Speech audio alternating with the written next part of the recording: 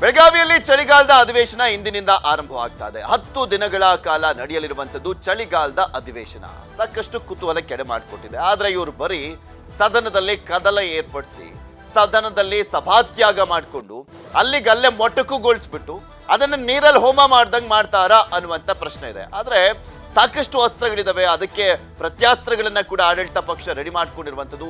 ಎಷ್ಟರ ಮಟ್ಟಿಗೆ ಈ ಬಾರಿಯ ಅಧಿವೇಶನದಲ್ಲಿ ಉತ್ತರ ಕರ್ನಾಟಕ ಭಾಗದ ಜ್ವಲಂತ ಸಮಸ್ಯೆಗಳಿಗೂ ಕೂಡ ಪರಿಹಾರ ಸಿಗುತ್ತೆ ಅನ್ನುವಂಥ ಪ್ರಶ್ನೆ ಯಾವಾಗಲೂ ಕೂಡ ಅಷ್ಟೇ. ಬೆಳಗಾವಿಯಲ್ಲಿ ಅಧಿವೇಶನ ನಡೀತಾ ಇದೆ ಅಂದ್ರೆ ಆ ಭಾಗದ ಜನರ ನಿರೀಕ್ಷೆ ಅಂತೂ ದುಪ್ಪಟ್ಟಾಗಿರುತ್ತೆ. ಯಾಕೆಂದ್ರೆ ಅಲ್ಲಿ ಅಧಿವೇಶನ ಮಾಡ್ತಾ ಇರುವಂತ ರೀಸನ್ನೇ ಅದು, ಅಲ್ಲೊಂದು ವಿಧಾನಸೌಧ ಕಟ್ಟಿರುವಂತ ರೀಸನ್ನೇ ಅದು. ಉತ್ತರ ಕರ್ನಾಟಕ ಭಾಗದ ಜ್ವಲಂತ ಸಮಸ್ಯೆಗಳಿಗೆ ಒಂದು ರೀತಿಯಾಗಿ ಪರಿಹಾರವನ್ನ ಕೊಡಬೇಕು ಅನ್ನುವಂಥ ನಿಟ್ಟಿನಲ್ಲಿ. ಆದ್ರೆ ಇದುವರೆಗೂ ಆ ನಿರೀಕ್ಷೆಗಳೆಲ್ಲವೂ ಕೂಡ ಹುಸಿಯಾಗ್ತಾನೆ ಬರ್ತಾ ಇರುವಂಥದ್ದು. ನೋಡ್ಬೇಕು ಈ ಬಾರಿನೂ ಆದ್ರೂ ಏನಾದ್ರೂ ಆ ಒಂದು ಸಮಸ್ಯೆಗಳಿಗೆ ಪರಿಹಾರ ಸಿಗ್ಬೋದಾ ಅಂತ. ಆಡಳಿತ ವಿಪಕ್ಷಗಳ ಅಸ್ತ್ರ ಪ್ರತ್ಯಾಸ್ತ್ರಗಳು ರೆಡಿಯಾಗಿದ್ದಾವೆ. ವಿಪಕ್ಷಗಳಿಗೆ ವಕ್ಫ್, ಮೂಡ, ವಾಲ್ಮೀಕಿ ಅಸ್ತ್ರ ಇದೆ. ಬಾಣಂತಿಯರ ಸರಣಿ ಸಾವಿನ ಕೇಸ್ ಕೂಡ ದೊಡ್ಡ ಮಟ್ಟದಲ್ಲಿ ಪ್ರತಿಧ್ವನಿಸುವಂತ ಸಾಧ್ಯತೆ ಇರುವಂತದ್ದು. ವಿಪಕ್ಷಗಳಿಗೆ ತಿರುಗೇಟನ್ನ ನೀಡಲಿಕ್ಕೆ ಸರ್ಕಾರ ಕೂಡ ರೆಡಿ ಆಗಿದೆ. ಬಿಜೆಪಿ ಕಾಲದ ಹಗರಣಗಳೇ ಕಾಂಗ್ರೆಸ್ ಪ್ರತ್ಯಾಸ್ತ್ರ ಆಗಿದೆ. ಹಗರಣ ವರ್ಸಸ್ ಹಗರಣ ಇದು. ನೀವು ನೋಡಿ ಹಿಂಗ ಹಗರಣ ಮಾಡಿದ್ದೀರಾ ಅಂದ್ರೆ ಸಾಕು, ವಿರೋಧ ಪಕ್ಷದವರು ನೀವೇನ್ ಕಮ್ಮಿನಾ, ನೀವು ಮಾಡ್ಕೊಂಡಿದ್ದೀರಾ ನೋಡಿ ಅಂತ. ಅಂದ್ರೆ ನೀವು ಭ್ರಷ್ಟಾಚಾರಿಗಳೇ, ನಾವು ಭ್ರಷ್ಟಾಚಾರಿಗಳೇ ಅನ್ನುವ ರೀತಿಯಾದಂತ ಒಂದು ಕೌಂಟರ್ ಅಟ್ಯಾಕ್ ರೀತಿಯಲ್ಲಿ ಕಾಣಿಸುತ್ತೆ ಇವತ್ತಿನ ಅಧಿವೇಶನದಲ್ಲಿ. ಕಾದ್ ನೋಡ್ಬೇಕು ಯಾವ್ಯಾವ ರೀತಿಯಾಗಿ ವಿರೋಧ ಪಕ್ಷಗಳು ಆಡಳಿತ ಪಕ್ಷಗಳ ನಡುವೆ ವಾಕ್ಸಮರಕ್ಕೆ ಕಾರಣ ಆಗುತ್ತೆ ಅಂತ. ಉತ್ತರದ ಸಮಸ್ಯೆಗಳಿಗೆ ಸಿಗುತ್ತಾ ಪರಿಹಾರ, ಇದು ಮೇಯ್ನ್ ಆಗಿ ಇರುವಂತ ಪ್ರಶ್ನೆ. ಇದೆಲ್ಲದ್ರ ಬಗ್ಗೆನೂ ಕೂಡ ಮಾತನಾಡ್ತಾ ಹೋಗೋಣ. ಎಂದಿನಂತೆ ನನ್ನ ಕಲೀಗ್ಸ್ ಜಾಯ್ನ್ ಆಗಿದ್ದಾರೆ. ನನ್ನ ವೆಬ್ಸೈಟ್ ಎಡಿಟರ್ ಆಗಿರುವಂತ ರಾಘವೇಂದ್ರ ಗುಡಿ ಜಾಯ್ನ್ ಆಗಿದ್ದಾರೆ. ಗುಡಿ ಕಾರ್ಯಕ್ರಮಕ್ಕೆ ಸ್ವಾಗತ. ಇನ್ನ ಬೆಳಗಾವಿಯಲ್ಲಿ ಅಧಿವೇಶನ ನಡೀತಾ ಇದೆ. ಅಲ್ಲಿಂದನೇ ನಮ್ಮ ಪೊಲಿಟಿಕಲ್ ಬ್ಯೂರೋ ಮುಖ್ಯಸ್ಥರಾಗಿರುವಂತ ಚಿದಾನ್ ಪಟೇಲ್ ಜಾಯ್ನ್ ಆಗಿದ್ದಾರೆ. ಪಟೇಲ್ರೇ, ಕಾರ್ಯಕ್ರಮಕ್ಕೆ ಸ್ವಾಗತ. ಮೊದಲಾಗಿ ನಿಮ್ಮಿಂದನೇ ಆರಂಭ ಮಾಡ್ತಾ ಹೋಗ್ತೀನಿ. ಬೆಳಗಾವಿಯಲ್ಲಿ ಅಧಿವೇಶನ ನಡೀತಾ ಇದೆ. ಸಾಕಷ್ಟು ಅಸ್ತ್ರಗಳು ವಿರೋಧ ಪಕ್ಷದ ಬಳಿ ಇದ್ದರೂ ಕೂಡ ಎಲ್ಲೋ ಒಂದ್ ಕಡೆ ಆಡಳಿತ ಪಕ್ಷದ ಕೈ ಮೇಲುಗೈ ಆದಂತೆ ಕಾಣಿಸ್ತಾ ಇದೆಯಾ ಅಂತ. ಬಿಕಾಸ್ ಎಲೆಕ್ಷನ್ ರಿಸಲ್ಟ್ ಬೇರೆ ಒಂದ್ ಕಡೆ, ಮತ್ತು ಒಂದ್ ಕಡೆ ಇವರು ಕೂಡ ವಿರೋಧ ಪಕ್ಷಗಳ ಸರ್ಕಾರ ಇದ್ದಂತ ಸಂದರ್ಭದಲ್ಲಿ ಯಾವ್ಯಾವ ರೀತಿಯಾಗೆಲ್ಲ ಹಗರಣಗಳನ್ನ ಮಾಡಿದ್ರು ಅದೆಲ್ಲವನ್ನು ಕೂಡ ಅವರ ವಿರುದ್ಧ ತಿರುಗುಬಾಣವಾಗಿ ಬಿಡ್ಲಿಕ್ಕೆ ರೆಡಿ ಆಗಿರುವಂತ ಕಾರಣಕ್ಕೋಸ್ಕರ ಸ್ವಲ್ಪ ಸ್ಟ್ರಾಂಗ್ ಆಗಿ ಇವರು ಕಂಡಂತೆ ಕಾಣಿಸ್ತಾ ಇದ್ದಾರೆ. ಪೃಥ್ವಿ, ಬೆಳಗಾವಿ ಅಧಿವೇಶನ ಯಾವಾಗೆಲ್ಲ ಆರಂಭ ಆಗುತ್ತೆ, ಆರಂಭ ಆದ ಸಂದರ್ಭದಲ್ಲೂ ಕೂಡ ಬಹುಶಃ ಈ ಬಾರಿ ಆದರೂ ಉತ್ತರ ಕರ್ನಾಟಕದ ಸಮಸ್ಯೆಗಳ ಬಗ್ಗೆ ಬೆಳಕು ಚೆಲ್ಲಬಹುದು ಅಂತೇಳಿ ಆಶಾಭಾವನೆಗಳು, ನಿರೀಕ್ಷೆಗಳು ಇಟ್ಕೊಳ್ತಾರೆ. ತಾವು ಗಮನಿಸಬಹುದು, ಪ್ರತಿ ಬಾರಿ ಕೂಡ ಬೆಳಗಾವಿ ಅಧಿವೇಶನದಲ್ಲಿ ಆಡಳಿತ ಮತ್ತು ವಿಪಕ್ಷಗಳ ನಡುವೆ ಸಣ್ಣ ಸಣ್ಣ ವಿಚಾರಗಳ ನಡುವೆ ಗೋದ್ದಲ, ಕೋಲಾಹಲ, ಒಟ್ಟಾರೆ ಮಾತಿನ ಭರಾಟೆ, ಪರಸ್ಪರ ಆರೋಪ ಪ್ರತ್ಯಾರೋಪಗಳು ಇಲ್ಲಿ ಆರಂಭವಾಗ್ತವೆ. ಎಸ್, ಬಾಣಂತಿಯರ ಸರಣಿ ಸಾವು ಅನ್ನೋದು ಅದು ಸಾರ್ವತ್ರಿಕವಾಗಿ ಚರ್ಚೆ ಮಾಡ್ತಕ್ಕಂಥ ವಿಚಾರ. ಒಂದು ಆಡಳಿತ ಮಾಡ್ತಕ್ಕಂಥ ಸರ್ಕಾರ, ಆರೋಗ್ಯ ಇಲಾಖೆಯ ಈ ಒಂದು ನಿರ್ಲಕ್ಷ್ಯ ಧೋರಣೆ, ಇದೊಂಥರ ಸರ್ಕಾರಿ ಪ್ರಾಯೋಜಿತ ಕೊಲೆ ಅಂತ ಹೇಳಿದ್ರೆ ತಪ್ಪಾಗ್ಲಾರ್ದು. ಯಾಕಂತ ಹೇಳಿದ್ರೆ ಒಂದೇ ಆಸ್ಪತ್ರೆಯಲ್ಲಿ ನಿರಂತರವಾಗಿ 6 ಜನ ಬಾಣಂತಿಯರು ಸಾಯ್ತಾರೆ ಅಂತ ಹೇಳಿದ್ರೆ ಅವರೆಲ್ಲರೂ ಕೂಡ ಬಡವರ ಮಕ್ಕಳು.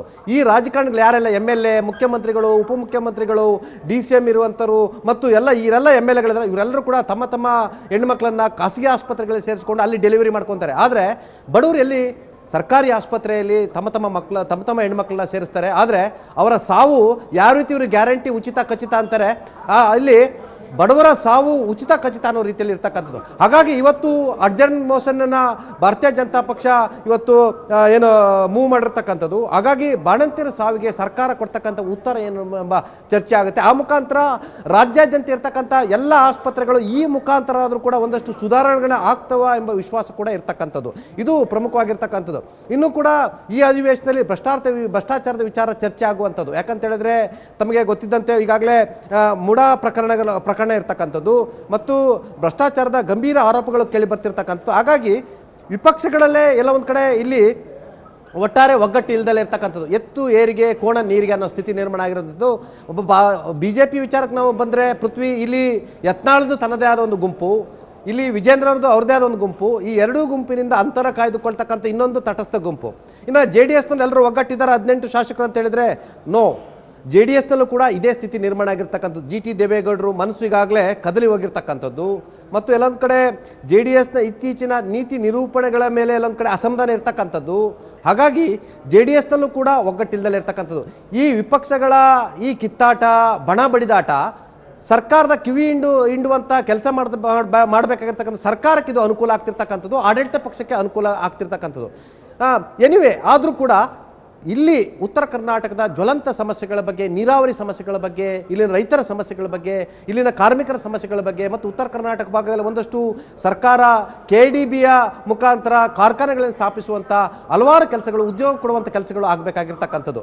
ನೀವು ಬೆಳಗಾವಿ ಅಂದ ತಕ್ಷಣ, ಬೆಳಗಾವಿ ಅಧಿವೇಶನ ಅಂದ ತಕ್ಷಣ ಇಲ್ಲಿ MAS ವರ್ಸಸ್ ಕನ್ನಡಿಗರ ಒಂದು ಹೋರಾಟ ಇರುವಂಥದ್ದು. ಇನ್ನು ಸುವರ್ಣಸೌಧ ಆಚೆ ಬಂದರೆ ನಾವು ಅಲ್ಲಿ ಒಂದು ಕಡೆ ಪಂಚಮಸಾಲಿಗಳ ಮೀಸಲಾತಿ ಹೋರಾಟ ಇರ್ತಕ್ಕಂಥದ್ದು, ಕಬ್ಬು ಬೆಳೆಗಾರರ ಹೋರಾಟ ಇರ್ತಕ್ಕಂಥದ್ದು, ಸ್ಥಳೀಯ ಹೋರಾಟಗಳು ಇರ್ತಕ್ಕಂಥದ್ದು. ಹಾಗಾಗಿ ಉತ್ತರ ಕರ್ನಾಟಕದ ಭಾಗದ ಶಾಸಕರು ಸೇರಿ ಇಡೀ ಕರ್ನಾಟಕದ ಎಲ್ಲ ಶಾಸಕರು ಕೂಡ ಈ ಭಾಗದ 12 ಜಿಲ್ಲೆಗಳ ಸಮಸ್ಯೆಗಳ ಬಗ್ಗೆ ಚರ್ಚೆಯನ್ನು ಮಾಡಬೇಕಾಗಿದೆ. ಆ ಸಮಸ್ಯೆಗಳ ಚರ್ಚೆಯ ಜೊತೆಗೆ ಆ ಸಮಸ್ಯೆಗಳನ್ನ ಪರಿಹಾರ ವಿಚಾರವೂ ಕೂಡ ಚರ್ಚೆ ಆಗಬೇಕಾಗಿರ್ತಕ್ಕಂಥದ್ದು.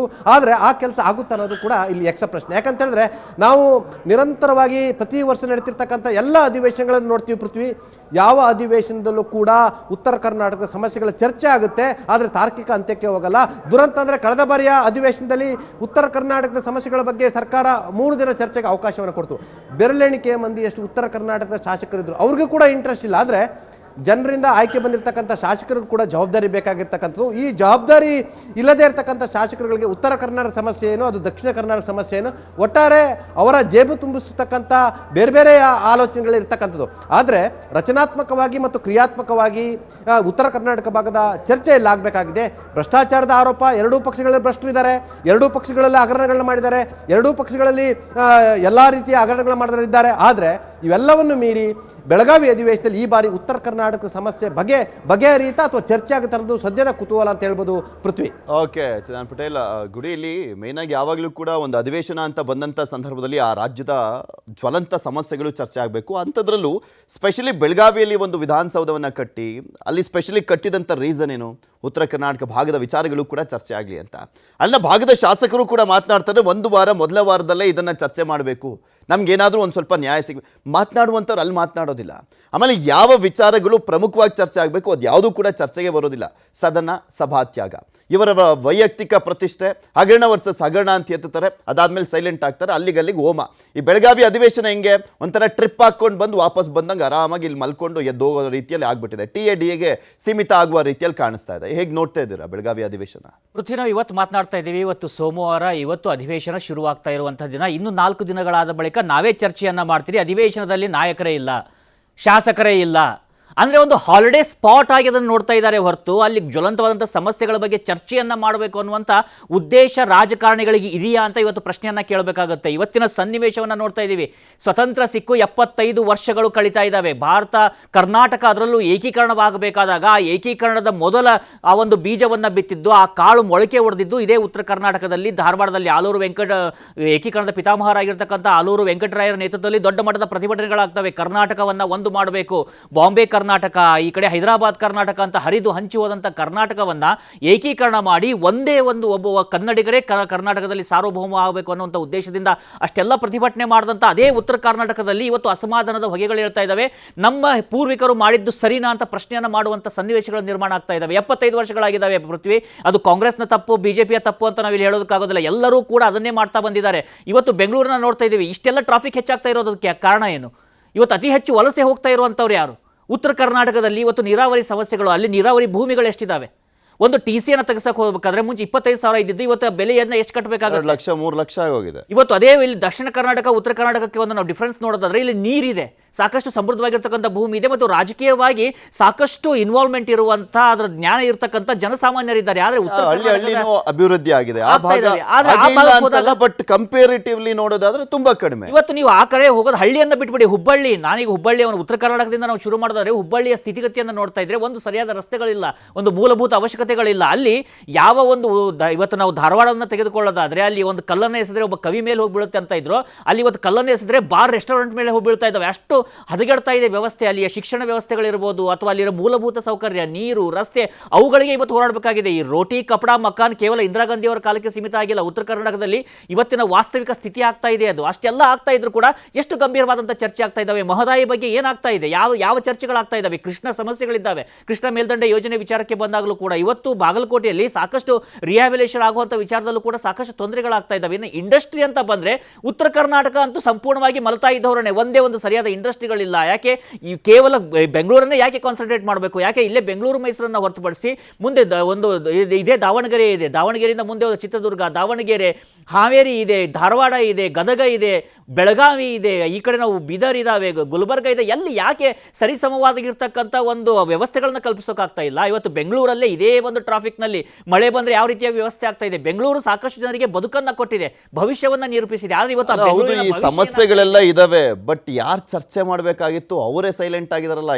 ಇಲ್ಲಿ ಮೇನ್ ಆಗಿ ಇಚ್ಛಾಶಕ್ತಿ, ಬದ್ಧತೆಯನ್ನ ತೋರಿಸಬೇಕಾಗಿರುವಂತ ಶಾಸಕರುಗಳು, ಆ ಭಾಗದ ಸಚಿವರುಗಳು ಉತ್ತರ ಕರ್ನಾಟಕ ಜನ ಇದೀವಲ್ಲ, ಉತ್ತರ ಕರ್ನಾಟಕ ಜನ ಒಂದು ಭಾವನಾತ್ಮಕ ಜೀವಿಗಳು. ಅದನ್ನೇ ನಮ್ಮನ್ನ ಫೂಲ್ಸ್ ಅಂತ ತಿಳ್ಕೊಳ್ಳುವಂತ ಪರಿಸ್ಥಿತಿಗಳು ನಿರ್ಮಾಣ ಆಗಿದಾವೆ. ಪ್ರಶ್ನೆಯನ್ನೇ ಮಾಡೋದಿಲ್ಲ. ಯಾರೋ ಒಬ್ಬ ನಾಯಕ ಇರ್ತಾನೆ, ಅವ್ನ ಮಗನ ಎಲೆಕ್ಷನ್ ನಿಲ್ಲಿಸ್ತಾರೆ, ಕಣ್ಣು ಮುಚ್ಕೊಂಡು ಹೋಗಿ ನಮ್ಮ ಜಾತಿಯವನಂತ ಓಟ್ ಹಾಕ್ತಾರೆ, ತೋರಿಸ್ತಾರಲ್ಲ. ಹೋದಾಗ ನೀವು ಹೋಗಿ ನೀವೇನಾದ್ರು ವಿಜಯಪುರ ಕಡೆ ಅಥವಾ ಗದಗ ಕಡೆ ಹೋದ್ರೆ ಇದು ನೋಡ್ರಿ, ಇದು ನಮ್ಮ ನಾಯಕಂದ್ರಿ, ನಮ್ಮ ಲೀಡರ್ ಅಂದ್ರೆ ಇದು ಇಲ್ಲಿಂದ ಅಲ್ಲಿ ಮಠ ಐತ್ರಿ ಒಂದು ಇದು ಹೊಲ 500 ಎಕರೆ 1000 ಎಕರೆ ಜಮೀನ್ದಾರಿ ಇವರೆಲ್ಲ ಅಲ್ಲಿ ಇರ್ತಕ್ಕಂಥ ಲೀಡರ್ಸ್ಗಳು. ಆದರೆ ಜನಸಾಮಾನ್ಯರ ಪರಿಸ್ಥಿತಿ ಏನು? ಒಂದು ಗೊಬ್ಬರದ ವಿಚಾರ ಬಂದಾಗ ಲಾಠಿ ಚಾರ್ಜ್ ಆಗ್ತವೆ. ಇದೆ ರೀಸೆಂಟ್ ಆಗಿ ನಾವು ನೋಡ್ತಾ ಇದ್ವಿ, ಹಾವೇರಿಯಲ್ಲಿ ಲಾಠಿ ಚಾರ್ಜ್ ಆಗ್ತಾ ಇತ್ತು. ಒಂದು ಗೊಬ್ಬರದ ವಿಚಾರ ಇರ್ಬೋದು, ಬೀಜಗಳ ವಿಚಾರ ಕಳಪೆ ಬೀಜವನ್ನು ಕೊಟ್ಟಿದ್ದಾರೆ ಅಂತೇಳಿ ನಡಹಳ್ಳಿಯವರು ಕೂಡ ಮನೆ ಪ್ರತಿಭಟನೆಯನ್ನು ಮಾಡ್ತಾ ಇದ್ರು. ಅಂದರೆ ಸಮಸ್ಯೆಗಳ ಬಗ್ಗೆ ಅದನ್ನು ಸರಿದೂಗಿಸಬೇಕು, ಕರ್ನಾಟಕವನ್ನು ಸಂಪೂರ್ಣವಾಗಿ ಅಭಿವೃದ್ಧಿ ಮಾಡಬೇಕು ಅನ್ನುವಂಥ ಉದ್ದೇಶ ಇದ್ದಿದ್ರೆ ಬಹುತೇಕವಾಗಿ ಇವತ್ತು ಸ್ವತಂತ್ರ ಸಿಕ್ಕಿ 75 ವರ್ಷ ಆದಮೇಲೆ ಉತ್ತರ ಕರ್ನಾಟಕದ ಜನ ನಮಗೆ ಮಲತಾಯಿ ಧೋರಣೆ ಆಗ್ತಾ ಇದೆ ಅನ್ನುವಂಥ ಪ್ರಶ್ನೆ ಮಾಡುವಂಥ ವಿಚಾರನೇ ಬರ್ತಾ ಇರಲಿಲ್ಲ. ನಾವಿಲ್ಲಿ ನೋಡಿದ್ವಿ IT ಇಂಡಸ್ಟ್ರಿಗಳನ್ನು ಈ ಹೊಸೂರು ಬಾರ್ಡರ್ನಲ್ಲಿ ಬೆಳೆಸಿದ್ರು. ಅದನ್ನೇನಾದರೂ ಕರ್ನಾಟಕ ಈ ತುಮಕೂರು ರೋಡಲ್ಲಿ ಬೆಳೆಸಿದ್ರೆ ಇವತ್ತು ಮಧ್ಯ ಕರ್ನಾಟಕದ ತನಕ ಸಂಪೂರ್ಣ ಕರ್ನಾಟಕ ಅಭಿವೃದ್ಧಿ ಆಗ್ತಾ ಇತ್ತು.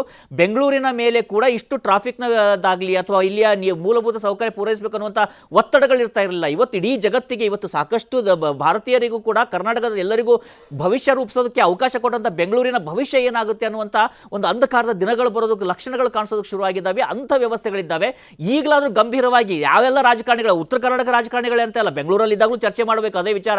ಯಾವುದು ವೀಕ್ ಇದೆ, ಸೆಕ್ಷನ್ ಇದೆ, ಅದನ್ನು ಹೇಗೆ ನಾವು ಬಲಪಡಿಸಬೇಕು. ಸಮಾಜವಾದಿ ಚಿಂತನೆಯನ್ನ CM ಹೇಳ್ತಾರಲ್ಲ, ಸಮಾಜವಾದಿ ಚಿಂತನೆ ಅಂದ್ರೇನು? ಯಾರ ಬಲ ಕಡಿಮೆ ಇದೆ ಅವರಿಗೆ ಬಲವನ್ನು ತುಂಬುವಂಥದ್ದು, ಯಾರಿಗೆ ಆಹಾರದ ಕೊರತೆ ಇದೆ ಅವರಿಗೆ ಆಹಾರವನ್ನು ಒದಗಿಸುವಂಥದ್ದು, ಯಾರಿಗೆ ಸೌಕರ್ಯದ ಕೊರತೆ ಇದೆ ಅವರಿಗೆ ಸೌಕರ್ಯ ವ್ಯವಸ್ಥೆ ಒದಗಿಸುವಂಥದ್ದು. ಅದನ್ನು ಯಾಕೆ ಮುಕ್ತ ಮನಸ್ಸಿಂದ ಎಲ್ಲರೂ ಚರ್ಚೆ ಮಾಡಿ ಒಂದು ಕಾಂಕ್ರೀಟ್ ಆಗಿರ್ತಕ್ಕಂಥ ನಿರ್ಧಾರಗಳನ್ನು ತೆಗೆದುಕೊಳ್ಳೋದಕ್ಕೆ ಸಾಧ್ಯ ಆಗ್ತಾ ಇಲ್ಲ? ನೋಡಬೇಕು. ಅಟ್ಲೀಸ್ಟ್ ಈಗಾದರೂ ಆಶಾಭಾವನೆಯನ್ನು ಇಟ್ಕೊಳ್ಬೇಕು. ಪ್ರಜಾಪ್ರಭುತ್ವ ಇದೆ, ಅನಿವಾರ್ಯತೆ ಇದೆ, ಇಟ್ಕೊಳ್ಳುವಂಥ ಪ್ರಯತ್ನವನ್ನು ಉತ್ತರ ಕರ್ನಾಟಕದ ಜನ ಕೂಡ ಮಾಡ್ತಾ ಇದ್ದಾರೆ. ಪೃಥ್ವಿ. ಓಕೆ ಪಟೇಲ್ರೆ, ಇಲ್ಲಿ ಈಗ ಆಡಳಿತ ಪಕ್ಷ ವಿರೋಧ ಪಕ್ಷ ಕಂಪೇರ್ ಮಾಡಿ ನೋಡುವಂತ ಸಂದರ್ಭದಲ್ಲಿ ಆಡಳಿತ ಪಕ್ಷದಲ್ಲಿ ಏನೇ ಅಸಮಾಧಾನಗಳಿದ್ರೂ ಕೂಡ ಅವರೊಂದು ಪಕ್ಷ ಅಂತ ಬಂದಂಥ ಸಂದರ್ಭದಲ್ಲಿ ತುಂಬ ಒಗ್ಗಟ್ಟಾಗಿದ್ದಾರೆ, ಸರ್ಕಾರ ಅಂತ ಬಂದಂಥ ಸಂದರ್ಭದಲ್ಲಿ ತುಂಬ ಒಗ್ಗಟ್ಟಾಗಿದ್ದಾರೆ.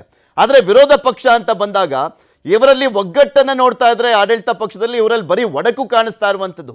ಅಲ್ಲಿ Vijendra versus Yatnal, Ashok versus Vijendra, GT Devegowda versus Suresh Babu ಅನ್ನುವ ರೀತಿಯಲ್ಲಿ ಕಾಣಿಸ್ತಾ ಇದೆಯಲ್ಲ. ಸೊ ಹೇಗೆ ನಡಿಬೋದು ಅಧಿವೇಶನ ಅಂತ, ಅದಕ್ಕೂ ಕೂಡ ಒಂದು ಬೆಸ್ಟ್ ಎಕ್ಸಾಂಪಲ್ ಆಗ್ಬೋದಾ ಈ ಪಕ್ಷಗಳ ನಡುವಿನ ಒಗ್ಗಟ್ಟು ಯಾವ ರೀತಿಯಾಗಿದೆ ಅನ್ನುವಂಥದ್ದು?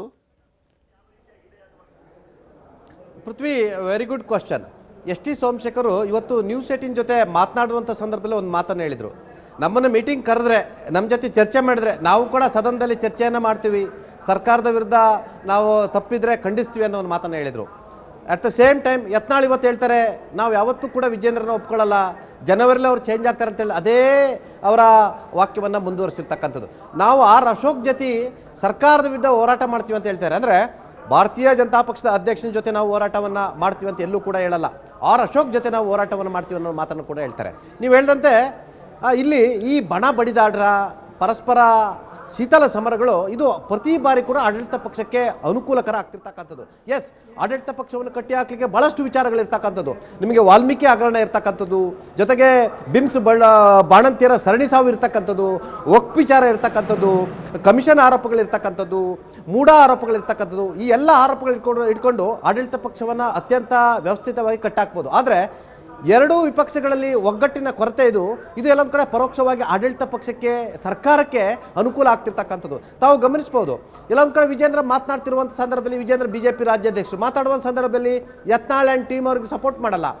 At the same time JDS ನಿಂದ ಸುರೇಶ್ ಬಾಬು ಮತ್ತಿತರು ಮಾತಾಡುವಾಗ GT ದೇವೇಗೌಡ ಸಪೋರ್ಟ್ ಮಾಡಲ್ಲ. GT ದೇವೇಗೌಡ ನಂಗೆ ಕುತೂಹಲ ಏನಂದ್ರೆ ಪಟೇಲ್ರೆ, ಕುತೂಹಲ ಏನಂದ್ರೆ ಮೂಡಾದೇನಾದ್ರೂ ಚರ್ಚೆ ಬಂದಾಗ JDS BJP ಒಟ್ಟಿಗೆ ಪ್ರೊಟೆಸ್ಟ್ ಅನ್ನ ಮಾಡಬೇಕಾದ್ರೆ GT ದೇವೇಗೌಡರ ನಿಲುವು ಏನು ಅಂತ ನಮಗೆ ಗೊತ್ತಿದೆ. ಆ JDSಗೆ ಮುಜುಗರ. ರಮೇಶ್ ಜಾರಕಿಹೊಳಿಯನ್ನು ಎಲ್ಲೋ ಒಂದ್ ಕಡೆ ಮೂಡದ ವಿಚಾರಕ್ಕೆ ಸಂಬಂಧಪಟ್ಟಂತೆ ಈ ಹಿಂದೆ ಸಿದ್ದರಾಮಯ್ಯನವರ ವಿಚಾರದ ಬಗ್ಗೆನೇ ಒಂಥರ ಸಪೋರ್ಟಿವ್ ಆಗಿ ಮಾತನಾಡಿದ್ರು. ಇನ್ನೊಂದು ಏನು ಅಂದ್ರೆ ಕಳೆದ ಅಧಿವೇಶನಕ್ಕೂ ಈ ಅಧಿವೇಶನಕ್ಕೂ ಕಂಪೇರ್ ಮಾಡಿ ನೋಡೋದಾದ್ರೆ ಸಿದ್ದರಾಮಯ್ಯನವ್ರ ಮೇಲೆ ಅವಾಗ ಮೂಡ ಪ್ರಕರಣ ಜಸ್ಟ್ ಆರೋಪ ಆಗಿತ್ತು ಅಷ್ಟೇ. ಬಟ್ ಇವಾಗ ಫೇಸ್ ಮಾಡ್ತಾ ಇರುವಂಥದ್ದು ಸಿದ್ದರಾಮಯ್ಯನವರು ಲೋಕಾಯುಕ್ತ ತನಿಖೆ, ಇಡಿ ತನಿಖೆ ಆಗ್ತಾ ಇದೆ, ಇಡಿ ಬೇರೆ ಪತ್ರವನ್ನ ಬರೆದಿರುವಂಥದ್ದು. ಸೊ ಹೀಗಾಗಿ ಲೀಗಲಿ ಸ್ವಲ್ಪ ಡೌನೇ ಇದ್ದಾರೆ ಸಿದ್ದರಾಮಯ್ಯನವರು. ಸೊ ಸ್ವಲ್ಪ ಈಸಿಯಾಗಿ ಫೇಸ್ ಮಾಡ್ಬೋದು ವಿರೋಧ ಪಕ್ಷದವರು. ಆ ಒಂದು ಅವಕಾಶವನ್ನ ಕೈ ಚೆಲ್ಕೊಂಡ್ಬಿಡ್ತಾರಾ ಅಂತ. ಅಫ್ಕೋರ್ಸ್ ನಾನು ಹೇಳಿದೆ ನಿಮಗೆ, ಸರ್ಕಾರ ಕಟ್ಟಿ ಹಾಕ್ಲಿಕ್ಕೆ ಬಹಳಷ್ಟು ಅಸ್ತ್ರಗಳಿದೆ. ಸರ್ಕಾರದ ಆಡಳಿತ ಯಂತ್ರ ಕುಸಿದಿರ್ತಕ್ಕಂಥದ್ದು, ಅಧಿಕಾರಿಗಳು ಇವತ್ತು ಸರ್ಕಾರವನ್ನು ರೂಲ್ ಮಾಡ್ತಿರ್ತಕ್ಕಂಥದ್ದು, ಮಿತಿಮೀರಿರ್ತಕ್ಕಂಥ ಭ್ರಷ್ಟಾಚಾರ, ಆರೋಗ್ಯ ಇಲಾಖೆ ಹದಗೆಟ್ಟಿರ್ತಕ್ಕಂಥದ್ದು, ಆರೋಗ್ಯ ಇಲಾಖೆ ನಿರ್ಲಕ್ಷ್ಯದಿಂದ ಈ ರಾಜ್ಯದಲ್ಲಿ ಹಸುಗುಸುಗಳ ಸಾವು ಆಗ್ತಿರ್ತಕ್ಕಂಥದ್ದು, ಬಾಣಂತಿಯರ ಸರಣಿ ಸಾವು ಆಗ್ತಿರ್ತಕ್ಕಂಥದ್ದು, ಈಗಾಗಲೇ ವಾಲ್ಮೀಕಿ ಪ್ರಕರಣದಲ್ಲಿ ಸರ್ಕಾರದ ದುಡ್ಡನ್ನ ನುಂಗಿ ನೀರು ಕುಡಿದಿರ್ತಕ್ಕಂಥದ್ದು, ಜೊತೆಗೆ ಮಹಿಳಾ ಮತ್ತು ಮಕ್ಕಳ ಕಲ್ಯಾಣ ಇಲಾಖೆಯ ಅಧಿಕಾರಿಯೊಬ್ಬರು ತಹಸೀಲ್ದಾರ್ ಕಚೇರಿಯಲ್ಲಿ ಆತ್ಮಹತ್ಯೆಯನ್ನು ಮಾಡ್ಕೊಳ್ತಾರೆ ಭ್ರಷ್ಟಾಚಾರದ ಆರೋಪವನ್ನು ಹೊರಿಸಿ. ವರ್ಗಾವಣೆ ದಂಧೆಗಳಿರ್ತಕ್ಕಂಥದ್ದು. ಸರ್ಕಾರವನ್ನು ಕಟ್ಟಿ ಹಾಕ್ಲಿಕ್ಕೆ ವಿಪಕ್ಷಗಳಿಗೆ ಬಹಳಷ್ಟು ಅಸ್ತ್ರಗಳಿದೆ. ಆದರೆ ದುರಂತ ಅಂತ ಹೇಳಿದ್ರೆ ವಿಪಕ್ಷಗಳಲ್ಲಿ ಕಟ್ಟಿ ಹಾಕುವಂತ ಒಗ್ಗಟ್ಟು ಇಲ್ದಲೇ ಇರ್ತಕ್ಕಂಥದ್ದು. ಇದು ಪರೋಕ್ಷವಾಗಿ ಮುಖ್ಯಮಂತ್ರಿಗೆ ಮತ್ತು ಸರ್ಕಾರಕ್ಕೆ ಅನುಕೂಲಕರ ವಾತಾವರಣ ನಿರ್ಮಾಣ ಮಾಡ್ತಿರುವಂಥದ್ದು. ಪೃಥ್ವಿ, ಓಕೆ, ಮತ್ತಷ್ಟು ಮಾತನಾಡಿಸ್ತಾ ಹೋಗ್ತೀನಿ. ಇದು ಮೊದಲ ಸುದ್ದಿ. ಇನ್ನು ಎರಡನೇ ಸುದ್ದಿಯಲ್ಲಿ ಪ್ರಮುಖವಾಗಿ ಗ್ಯಾರಂಟಿಗಳ ವಿಚಾರ ನಮ್ಮ ರಾಜ್ಯದ ಇಡೀ ದೇಶದಾದ್ಯಂತ ಚರ್ಚೆ ಆಗ್ತಾ ಇತ್ತು. ಅದಕ್ಕೆ ಪದೇ ಪದೇ ಸಮರ್ಥನೆ ಮಾಡಿಕೊಳ್ಳುವಂಥ ಕೆಲಸ ಕೂಡ ಆಗ್ತಾ ಇತ್ತು. ಈಗ ಮತ್ತೊಮ್ಮೆ ಅಧಿವೇಶನದ ಸಂದರ್ಭದಲ್ಲಿ ಜೋಡೆತ್ತುಗಳು ಗ್ಯಾರಂಟಿಯ ಬಗ್ಗೆ ಮತ್ತಷ್ಟು ಹಕ್ಕೊತ್ತಾಯ ಮಾಡ್ತಾ ನೋಡಿ.